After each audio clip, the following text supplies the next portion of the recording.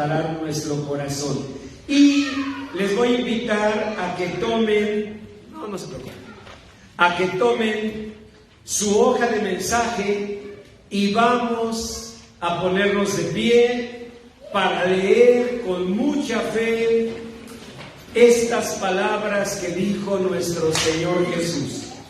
San Mateo, capítulo 5, versículo 12, es la lectura final. Quiero invitarles para que la leamos con mucha fe, con mucha convicción, pidiendo al Señor que nos dé la misma esperanza, la misma fe que tuvo nuestro Señor Jesús al decir: gozaos y alegraos, porque vuestro galardón es grande en los cielos. Lo repetimos: gozaos y alegraos, porque vuestro galardón es grande en los cielos. Padre Santo, en el nombre de Jesús, derrama gran bendición en la predicación de tu palabra. Que sea tu Espíritu Santo, Señor, el que a través de la Santa Biblia, tu palabra bendita, hable a nuestro corazón.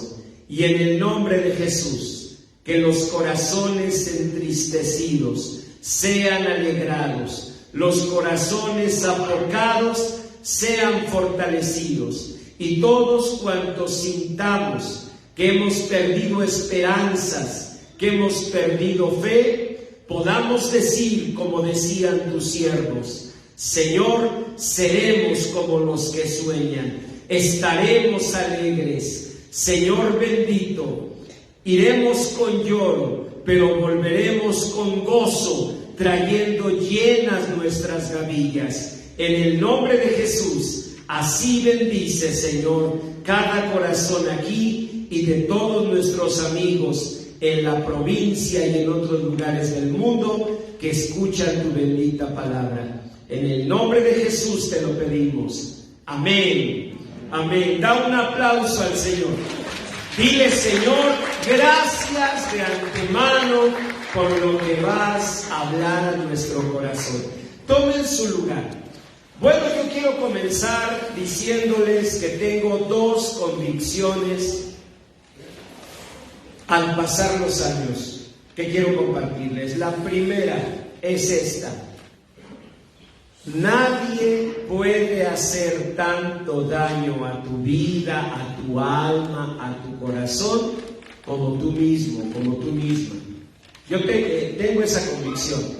Y lo digo por ya casi 40 años de experiencia tratando a personas, tanto en mi quehacer profesional como psicoterapeuta, como también en mi ministerio pastoral en la consejería bíblica, ¿no? En ambos casos, yo veo que nadie te hace tanto daño como tú mismo, como tú misma. A veces somos los jueces más severos, a veces somos los críticos más crueles, a veces somos nosotros los más desmoralizantes de todos cuantos conocemos, en verdad. Ni siquiera tus cuñadas. Y mira, eso ya es hablar fuerte, ¿no? Y ni siquiera ellas, en verdad. A veces el mayor daño nos lo hacemos nosotros. Y la segunda convicción que tengo es esta: fuera del Señor, nadie hará tanto por ayudarte como tú mismo, como tú misma. Yo sí creo en la confianza que nos da Dios al decirnos que con su presencia seremos capaces, sin duda, de remontar adversidades, de remontar circunstancias difíciles. Yo creo firmemente en eso. Y no porque confíe en el poder inquebrantable del espíritu humano, como ahora dicen. Para mí, sinceramente, esas son batallas. Cuando tú enfrentas una aflicción, te das cuenta de por qué David dijo: acuérdate, Señor, de que somos polvo. Porque tú sientes cómo tu inteligencia, tu cultura, tu posición social, tu salud se quiebran como una vara débil ante el dolor, ante el infortunio.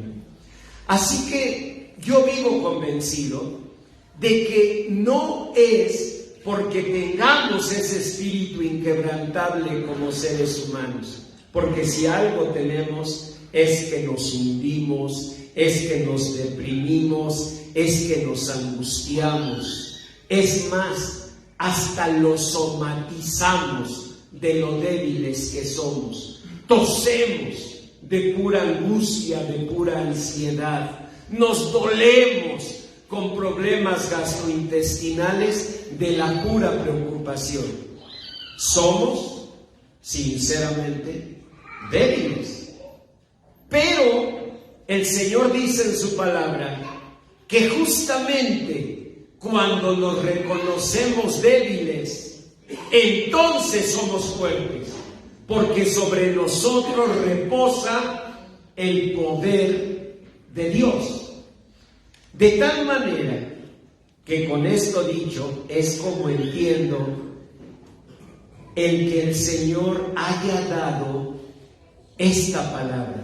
Léanla, es la última lectura de nuestra hoja de predicación. Mateo 5:12. El Señor exclamó al final de un discurso: gozaos y alegraos, porque vuestro galardón es grande en los cielos. Es decir, el Señor estaba diciéndonos esto, que podemos hacerlo, que Él confía en que podemos defender la felicidad, en que Él confía en que somos capaces de decir: nadie quitará mi gozo, porque Él lo dijo a sus discípulos: nadie les quitará su gozo. Ustedes volverán a gozarse y nadie les quitará su gozo. Dios nos cree capaces. ¿Por qué? Porque el discurso al que me estoy refiriendo fue llamado por la historia las bienaventuranzas. La Biblia dice en San Mateo 4, 20 y adelante que empezaron a reunirse personas, pero no eran personas encumbradas como los fariseos, no eran personas cultas como los escribas, no eran personas importantes y espirituales como los sacerdotes.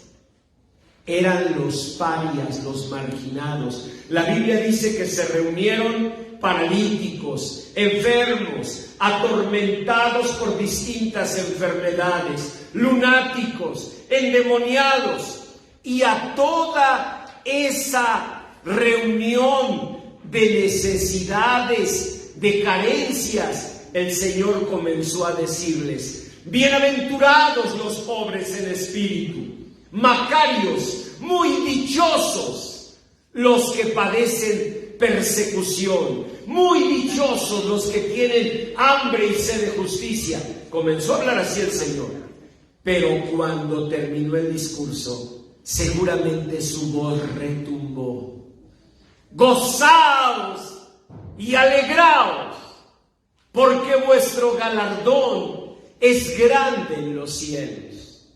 No digo que retumbó solo por el poder de su voz, haciendo que los montes se cimbraran. Digo que retumbó porque digo que tocó el corazón de aquellos que a lo largo de la vida hemos perdido nuestra capacidad de defender la alegría, de luchar contra nuestras emociones, de gobernar. Dice la palabra de Dios: es grande el que conquista una ciudad, pero más grande, dice la Escritura, es el que gobierna su espíritu.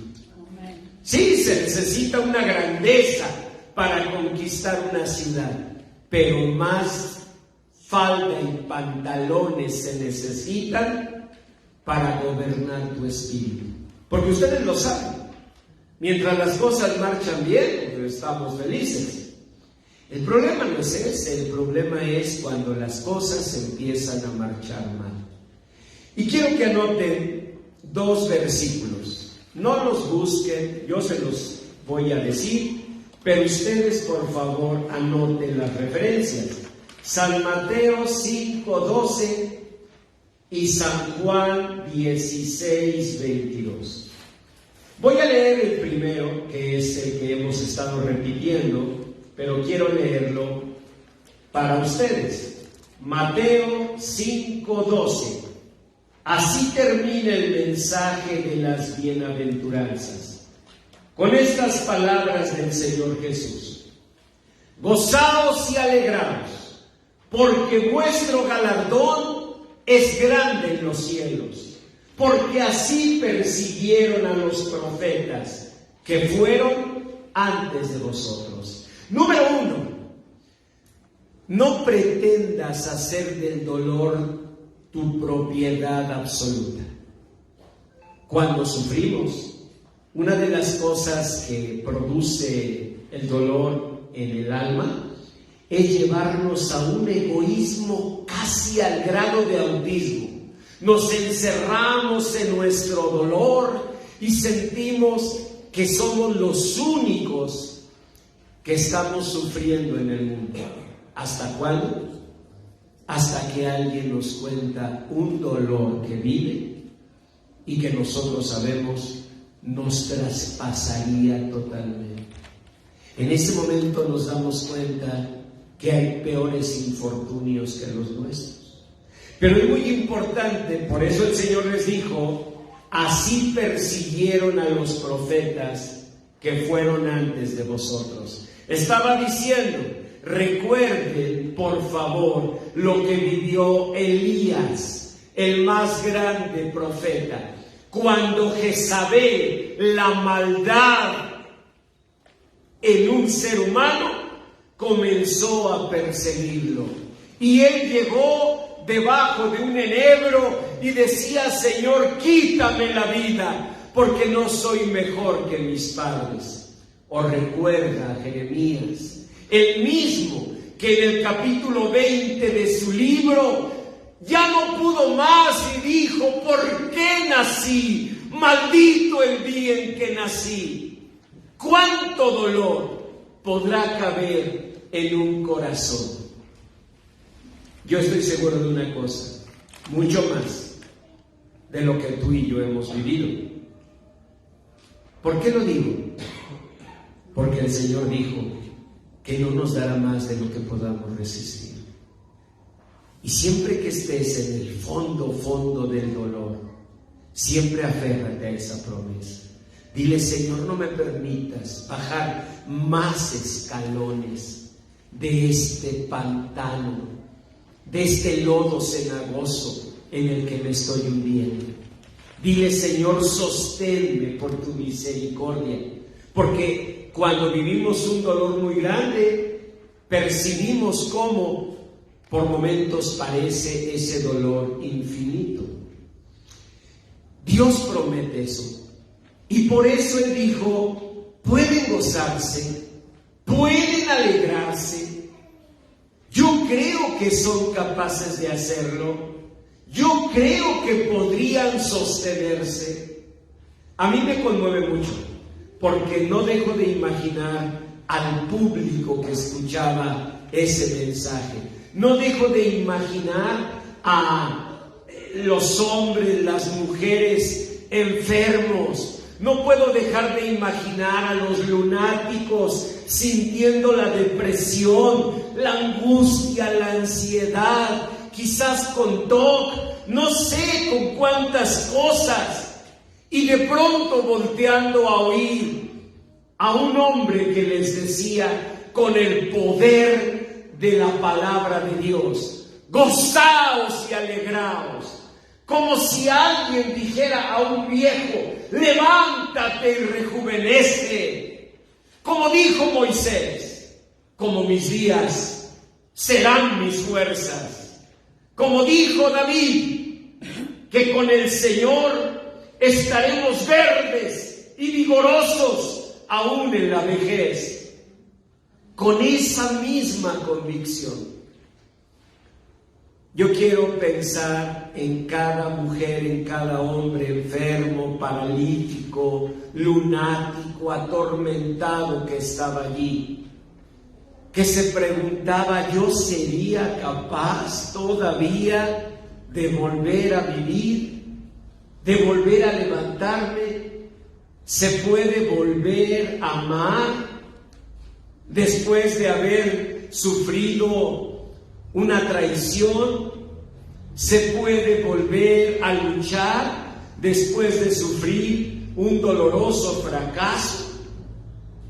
Uno de los poemas más famosos del poeta dice: volver a creer después de haber sufrido es como echarse a andar camino, desnudos los pies y desangrando suspiros. Volver a creer después de haber sufrido es llorar en lo oscuro como un niño por el padre que no está, por la madre que se ha ido. Volver a creer después de haber sufrido es como echarse a la mar sin más velas ni timón que el recuerdo de un cariño. Volver a creer después de haber sufrido es buscar en el alma lo perdido, como busca un gorrión por sus crías entre los nidos. Eso es volver a creer después de haber sufrido. No es fácil. Es como echarse a andar camino desangrando los pies, porque ya no tienes la misma confianza que cuando no habías experimentado tal mentira. Ya no tienes la misma esperanza que cuando no habías vivido un fracaso. Cada situación de la vida mengua y mengua y mengua. Y por eso el Señor les dijo, tomen ahora sí la hoja de mensaje, Jeremías 29, primer lectura: multiplicaos ahí y no os disminuyáis. Dios les dijo a su pueblo: tienen que hacer lo que sea necesario para no disminuirse. ¿Qué es disminuirnos? Miren, anoten otro versículo por ahí, Salmo 31:9. Ahí está un ejemplo de cómo podemos disminuirnos. Dice la palabra en el Salmo 31:9. Lo leo para ustedes: ten misericordia, oh Señor, porque estoy en angustia. ¿Qué es angustia? Literalmente es sentirnos en algo angosto, es sentirnos angostados. No sé si alcanzo a angostarme, porque los gorditos no nos angostamos que digamos, pero hagan el esfuerzo de imaginar que me estoy angostando. Ok, ni modo. Pero supongan que pudiera angostarme. Eso es angustia. Es percibir que el mundo se te cierra, que las paredes te oprimen al grado tal que se puede provocar insuficiencia respiratoria. Y no por una causa física. Un sentido de ahogamiento que, si en ese momento pudieran verlos, no habría datos orgánicos para justificar esa opresión. A veces sí, los músculos mismos pueden contraerse. A veces podría generarse física y concretamente una opresión, pero a veces está más en la mente. La Biblia dice que esa angustia viene de la tristeza. Dice: estoy en angustia, se han consumido de tristeza mis ojos. Miren, la tristeza es algo que no es tan sencillo ni tan simple. Por eso no debemos consentirla. Huyan la tristeza y el gemido, dice la palabra de Dios. La tristeza y el gemido huirán. Tenemos que romper con la tristeza. Incluso la Biblia dice que el que canta canciones al corazón afligido es como el que le quita la ropa a alguien en tiempo de invierno. Así dice la Biblia. O sea, imagínate, estamos en invierno. Y bueno, está bien, me prestaste tu chamarra, nomás me dijiste que ese día, pero no tenía otra cosa que ponerme. Y ahí traigo la chamarrita y me la quitas. ¿Cómo quedo? Temblando de frío. Eso hace quien le canta canciones al corazón afligido. Por eso yo agradezco a Dios por la vida de mi abuelita Yaya, porque ella no se condolía, no nos conmiseraba, no nos decía mis hijitos, pero ¿por qué sufren tanto? Ella nos enjugaba las lágrimas como nuestro Señor. Así dijo el poeta León Felipe: Cristo, viniste a glorificar las lágrimas, no a enjugarlas. Eso quiere decir que el Señor no las enjuga en la conmiseración, no las enjuga en esa actitud ofensiva de vernos así y dejarnos en esa condición. Su palabra dice: 7 veces cae el justo, pero 7 veces el Señor lo levanta. El Señor nos da ejemplos de hombres como David, que se fueron al pozo de la desesperación, al lodo cenagoso, pero ¿qué hizo el Señor? Los levantó de allí, puso sus pies sobre peña, enderezó sus pasos, puso en su boca un cántico nuevo, hasta que vieron muchos y confiaron en el Señor. ¿Vimos a David levantarse o no? Lo vimos levantarse. Es cierto que lo vimos hundirse, pero lo vimos levantarse. Vimos a Pedro hundirse, zarandeado como trigo, negando a Jesús, pero se levantó para ser el gran apóstol Pedro y escribir ya viejo que el Dios de toda gracia, después que hayáis padecido un poco de tiempo, Él mismo os perfeccione, afirme, fortalezca y establezca. ¿Ven? Porque Él lo vivió en carne propia. Y la palabra de Dios dice que la tristeza comienza por los ojos. Todo comienza en una percepción, hermano. Tenía razón Aristóteles. Aristóteles decía que somos una tabula rasa, o sea, una hoja en blanco cuando nacemos. Platón, su maestro, enseñaba lo contrario. No, ese Platón decía cada cosa. Decía que habíamos nacido con ideas innatas que habíamos recibido en el topos Uranus. Bien nomás. En palabras sencillas, Platón decía que al nacer ya traíamos, ¿cómo se lo digo a millennials? Ya traíamos un chip, ya traíamos un software precargado, ¿no? Lo cual era un poco injusto, porque era como llegar a la vida y pues ya traer 4-0 en el marcador, como ayer, mi Chivitas Rayadas del Guadalajara. Entonces, imagínense que todo empieza el partido y tú llegas a la vida, ya vas perdiendo 4-0. ¿Por qué? Por las ideas innatas, o sea, el software precargado. Precargado, pero ¿cómo? Allá en el topos Uranus. ¿En el topos qué?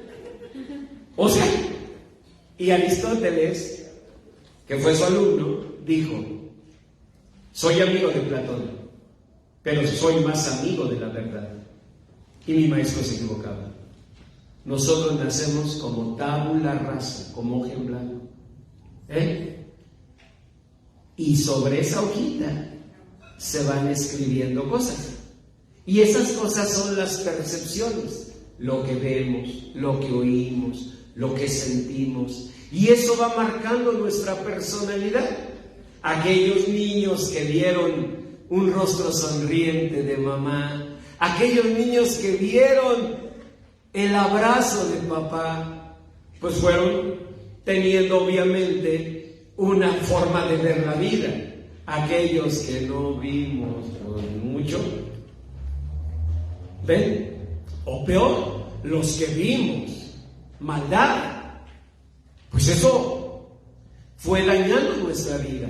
Ahora dice el Señor, nuestros ojos se consumen de tristeza. Ustedes dirán, ay pastor, así ando yo. Sí, nomás que sigue leyendo la Biblia para que te des cuenta. Porque dice, mi alma también. ¿Mi alma? Sí.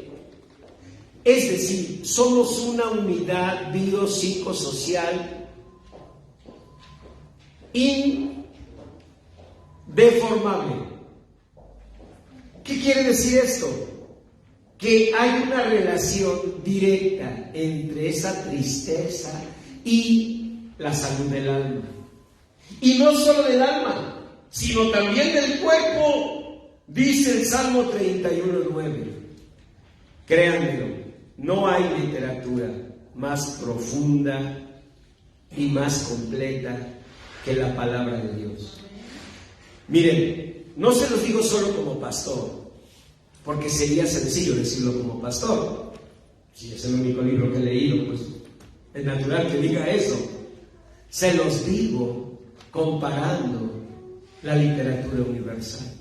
Es que es impresionante. Esto se escribió en el año 1000 antes de Cristo. Este salmo, 1000 antes de Cristo.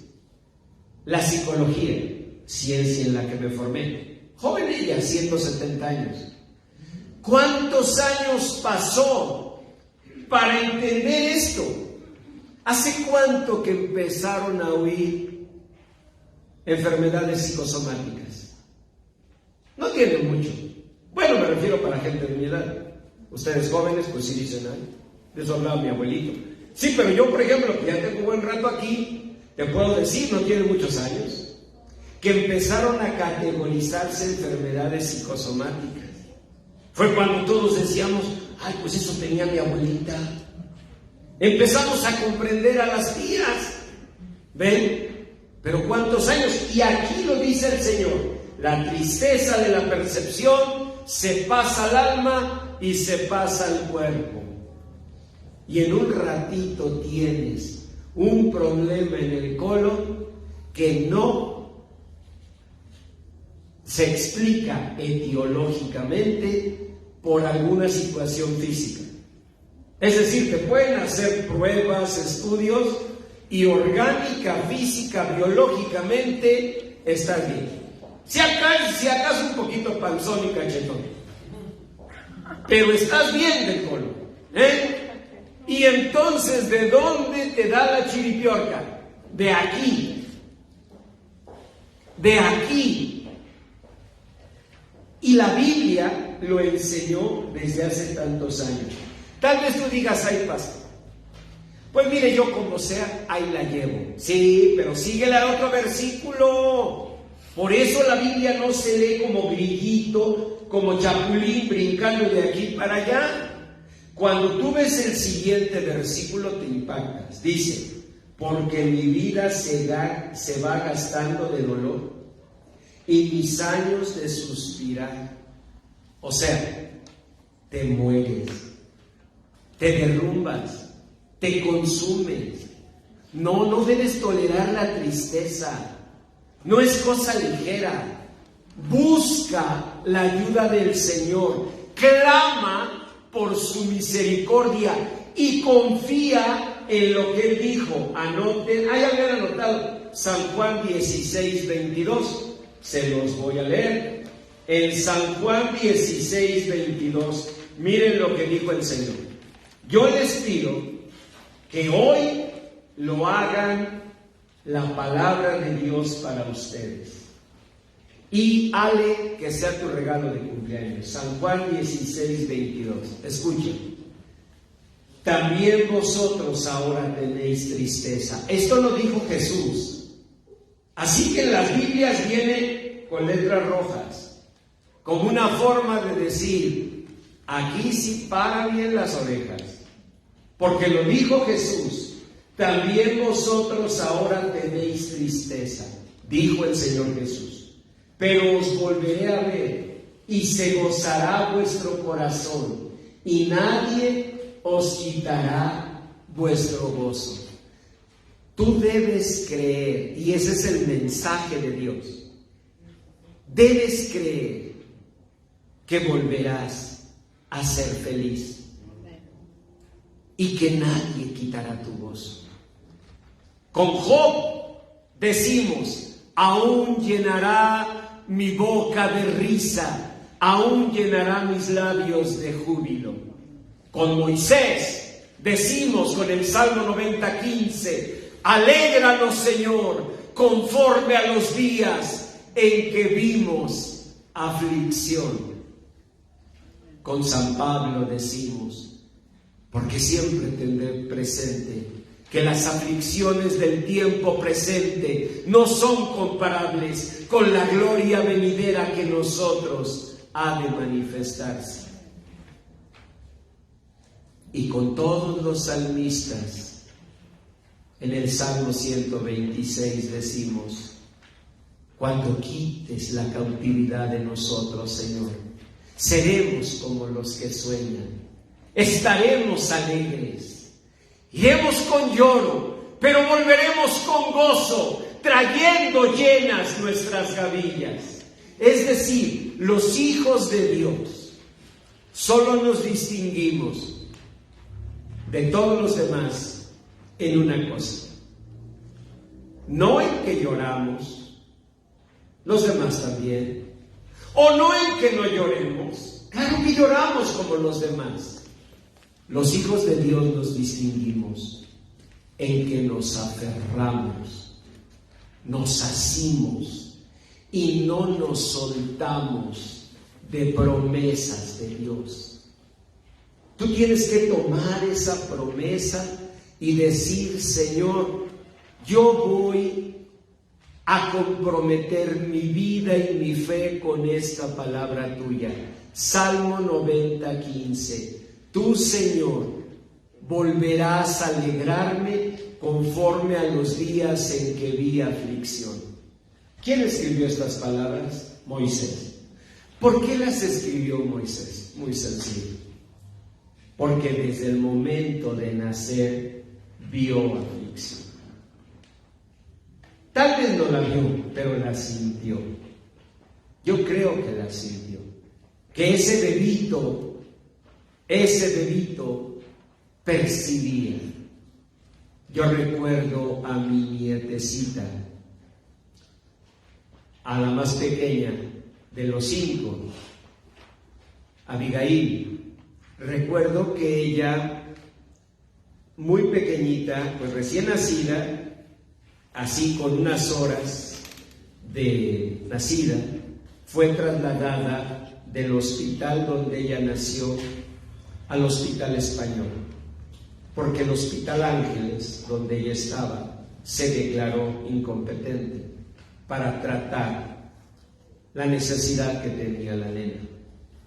Y solo el Hospital Español podía asumir una responsabilidad así.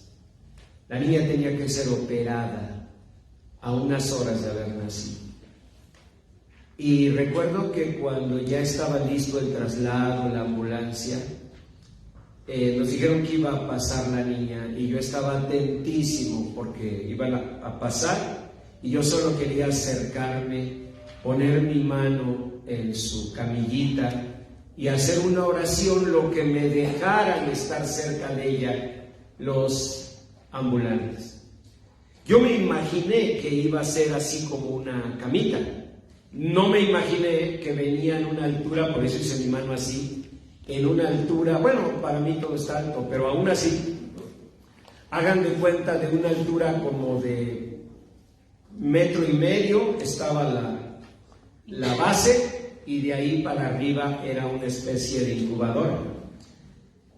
Y yo recuerdo que en este momento que salieron, era un pasillo para llegar a la ambulancia, me fui detrás para orar por mi nietecita.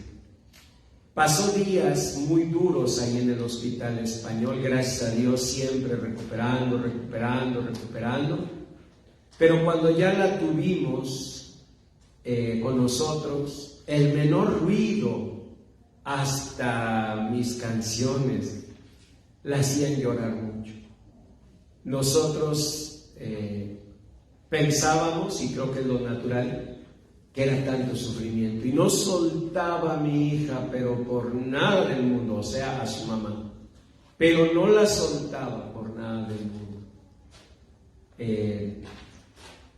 A mí me hace pensar esa experiencia en que nosotros así debemos asirnos a Dios, debemos aferrarnos a Él.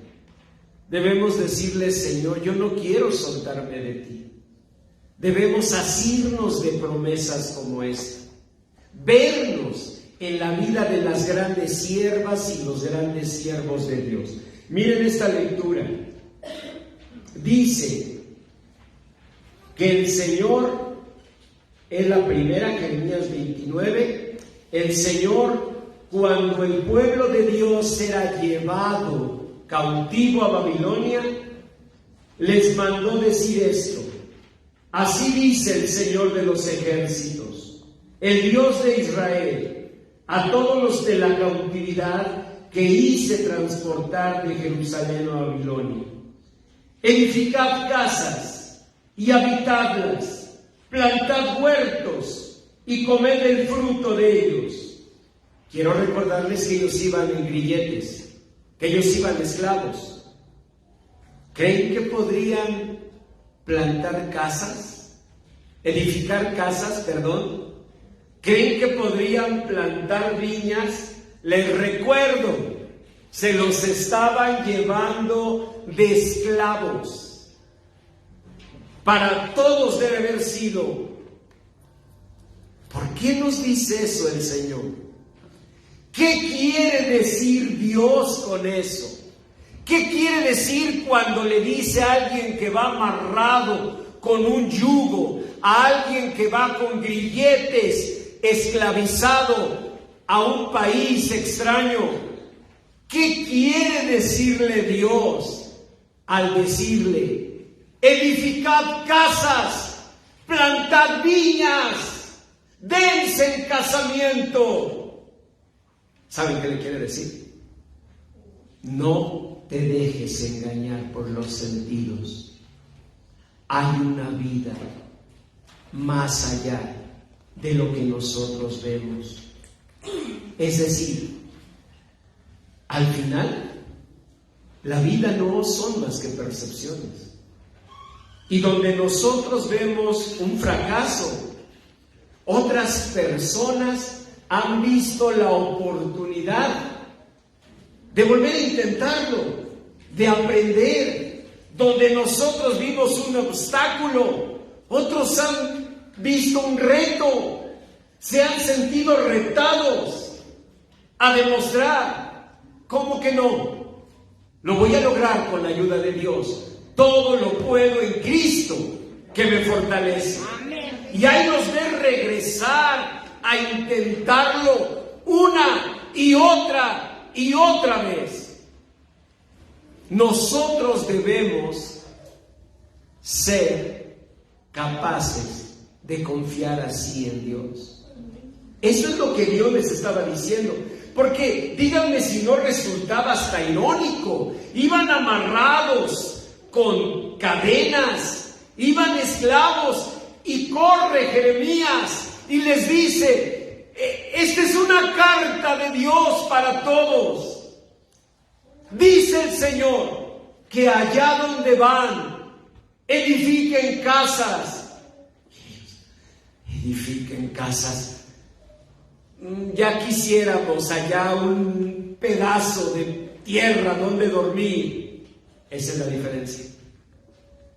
Si tú renuncias a esa esperanza, lo pierdes todo. El Señor dice en su palabra: mi pueblo fue destruido porque perdió la esperanza. Sin esperanza, dice el Señor, somos destruidos. Feneció nuestra esperanza y fuimos del todo destruidos. La esperanza es importante. Tan importante que es lo que nos sostiene. La esperanza es esencial. Y léanlo: edifiquen casas y habitadlas, planten huertos y coman del fruto de ellos. Casaos y engendrad hijos e hijas. Dad mujeres a vuestros hijos y dad maridos a vuestras hijas, para que tengan hijos e hijas, y multiplicaos ahí, y no os disminuyáis. Siempre viene el pensamiento siguiente: Señor, con mucho respeto, ¿no hubiera sido más fácil que cuando llegaron los caldeos hubieras cubierto con tus brazos de amor a tu pueblo? ¿No hubiera sido más fácil que ya llegando por fin los caldeos hubieras enviado batallones de ángeles a sacarlos y proteger a tu pueblo? O bueno, ya estando ahí amarrados con grillos y cadenas, ¿no sería más fácil que por tu gloria y poder se rompieran las cadenas y ellos pudieran correr libres? Son preguntas que no dejamos de hacernos y nunca vamos a dejar de hacernos. Son preguntas que un día Dios nos responderá. ¿Por qué permite lo que permite? ¿Y por qué hace lo que hace? Pero tú tienes que pararte en ese punto de la realidad y decir: en el nombre del Señor voy a mirar la bendición de Dios. Donde no hay luz, voy a ver su gloria. Donde siento miedo, voy a sentir su presencia. Donde no sé cómo lo podría hacer, el Señor estará conmigo y me guiará. Eso es la fe, la certeza de lo que se espera, la convicción de lo que no se ve. Por la fe, Moisés caminó por un desierto como viendo al invisible. ¡Qué expresión tan bonita! ¿Saben qué quiere decir? Que la gente de repente miraba en los ojos de Moisés como si fuera mirando a alguien. Y la gente seguramente mira sus ojos. Es como si viera a alguien. Y sí lo veía con los ojos de la fe. Él veía al Señor diciéndole: ven, vamos. Y caminó 40 años. Y un día Dios le permitió mirar esa tierra. Así Dios espera que sea con nosotros. Él tiene una promesa firme. Léanla, por favor. Está en Jeremías 31, versículo 10. Oíd palabra del Señor, oh naciones, y hacedlo saber en las costas que están lejos. Y decid: el que esparció a Israel lo reunirá y guardará, como el pastor a su rebaño. Porque el Señor redimió a Jacob, lo redimió de mano del más fuerte que él. Y vendrán con gritos de gozo en lo alto de Sión, y correrán al bien del Señor, al pan, al vino, al aceite, al ganado de las ovejas y de las vacas, y su alma será como huerto de riego, y nunca más tendrán dolor. Entonces la Virgen se alegrará en la danza, los jóvenes y los viejos juntamente. Cambiaré su lloro en gozo y los consolaré y los alegraré de su dolor. Tú tienes que mantener firme una convicción. Dios promete. Léanlo, Jeremías 31:3. Con amor eterno te he amado, por tanto te prolongué mi misericordia. Aún te edificaré y serás edificada, oh Virgen de Israel. Todavía serás adornada con tus panderos y saldrás en alegres danzas. Aún plantarás viñas en los montes de Samaria. Plantarán los que plantan y disfrutarán de ellas. Irán con lloro, mas con misericordia los haré volver, y los haré andar junto a arroyos de aguas, por camino derecho en el cual no tropezarán, porque soy a Israel por padre. Irán con lloro, mas con misericordia los haré volver. Por eso les decía que me conmueve cuando leo que a esa asamblea de enfermos, paralíticos, atormentados, lunáticos, todos ellos sufriendo, el Señor les dijo: gozaos y alegraos, porque vuestro galardón es grande en los cielos. Hagan de cuenta que sacudió una tierra que se creía seca. Hagan de cuenta que retumbó en un corazón que creyó que estaba hecho pedazos. Fue como de pronto volver a creer, volver a esperanzarse. En el primer servicio venía entrando por aquella puerta justo para predicar este mensaje. Me alcanzó un hermano en Cristo muy querido, mi tocayo, y me dice: pastor, un favor, ¿podría orar por mí? Voy a retomar mis sueños. Antes de predicar este mensaje, cuando pasé a predicarlo, no tenía duda. Es la palabra que Dios me decía: esa es la palabra que debes compartir. Que retumbe en corazones que se miran hechos trizas, que retumbe en corazones que ya dejaron sus proyectos en el viejo baúl de los fracasos, que retumbe en los corazones de aquellos que se convencieron de que no es posible, que retumbe esa palabra en los corazones y que les haga decir: si el Señor, mirando atormentados, paralíticos, lunáticos, aún endemoniados, si el Señor, mirando a toda esa asamblea de parias, de personas sin ningún dinero y con grande necesidad, si el Señor les dijo: gozaos y alegraos, ¿cuánto más esperará de ti? ¿Cuánto más esperará de mí? Tú necesitas decir: Señor, esta es tu palabra. Irán con lloro, mas con misericordia los haré volver. Dile: Señor, quiero volver. Quiero volver a sonreír. Quiero volver a creer. No te castigues con el dolor. No te castigues con la tristeza. A veces no nos damos el derecho. A veces es nuestra forma de golpearnos. A veces es nuestra forma de lastimarnos. El decir: es que yo ya no quiero volver a sonreír. Mira, es sencillo.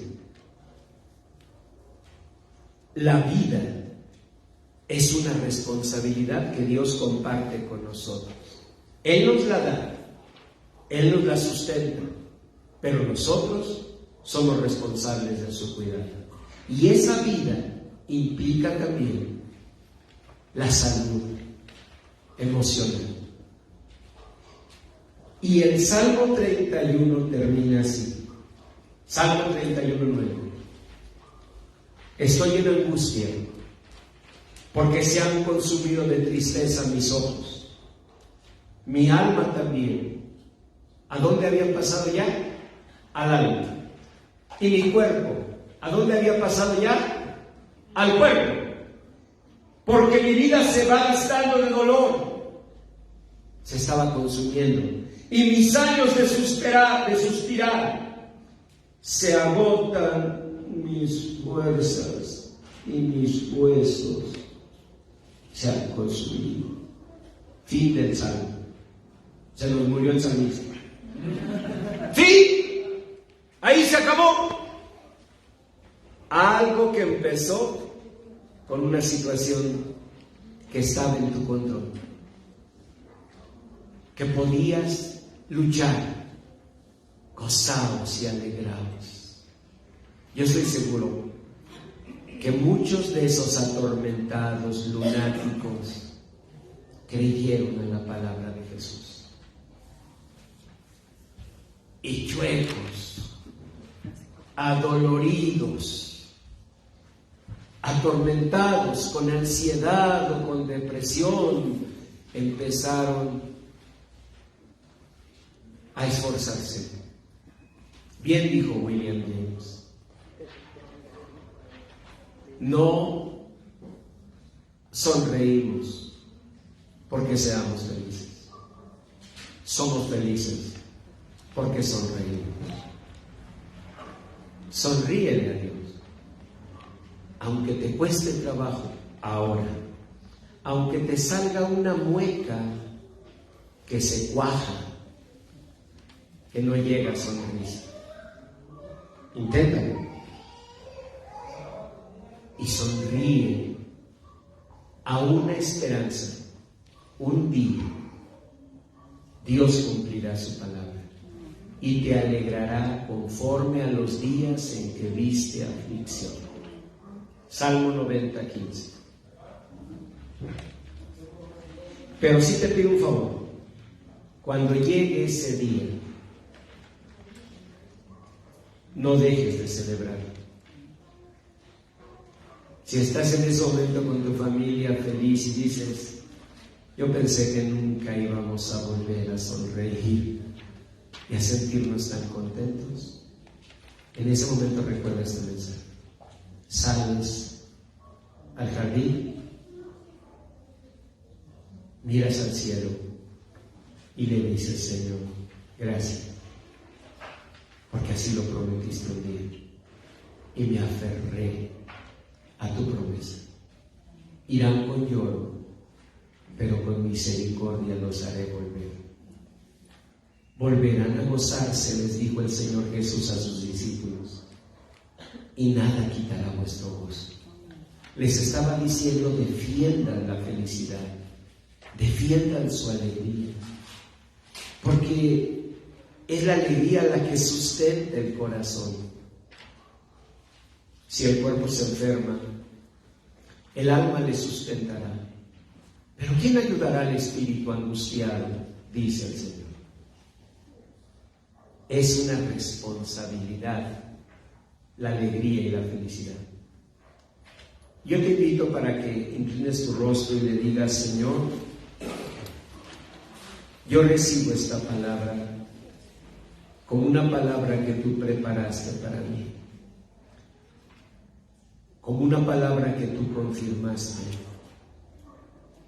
como una palabra que te pido retumbe en lo más profundo de mi corazón. Allí donde yo había ya dicho que no lo intentaría más. Allí donde había colgado sueños y esperanzas de felicidad, que retumbe en ese cajón donde guardé proyectos, sueños, que retumbe en lo más profundo de mi corazón, donde quizás ahora mismo me cuesta trabajo pensar que podría volver a ser muy feliz. Pero hoy, Señor, tu palabra me hace ver la responsabilidad que tengo delante de ti como mi creador, mi sustentador, la responsabilidad que tengo con los que amo, la responsabilidad que tengo delante de mi propia persona. Yo te doy gracias, Señor, por la vida de mi abuelita, por cada día en que ella llegaba a la casa y haciendo a un lado sus tristezas, sus angustias, nos sonreía desde el pasillo con su bolsa llena de fruta. Yo te doy gracias, porque ahora ya viejo puedo entender qué difícil es a veces hacer a un lado nuestras tristezas para hacer bendición a los demás. Gracias, Señor, y permite que así nosotros nos dispongamos a limpiar nuestras lágrimas y sonreír, porque las aflicciones del tiempo presente no son comparables con la gloria venidera que en nosotros ha de manifestarse. Porque como dijo Moisés, tú nos alegrarás conforme a los días en que hemos visto aflicción. Porque como dijo David, estaremos alegres, seremos como los que sueñan, volveremos con gozo trayendo llenas nuestras gavillas. Gracias, Señor, por hacernos saber que volveremos a gozarnos y que nada ni nadie quitará nuestro gozo. Gracias por hacernos saber que el que esparció a Israel lo reunirá y que tú, Señor, vendarás y curarás las heridas. Concede que así, Señor, vivamos felicidad y que ese día haya una mirada a los cielos para decirte gracias, porque tu palabra se cumplió. Bendito y alabado sea tu nombre. Tú eres, Señor Jesús, mi Señor y mi Salvador, y tomo tu mano para no soltarme nunca, para siempre escucharte decirme: gozaos y alegraos, porque vuestro galardón es grande en los cielos. A ti, Señor, toda honra y toda gloria por siempre. Amén. Amén. Da un aplauso al Señor.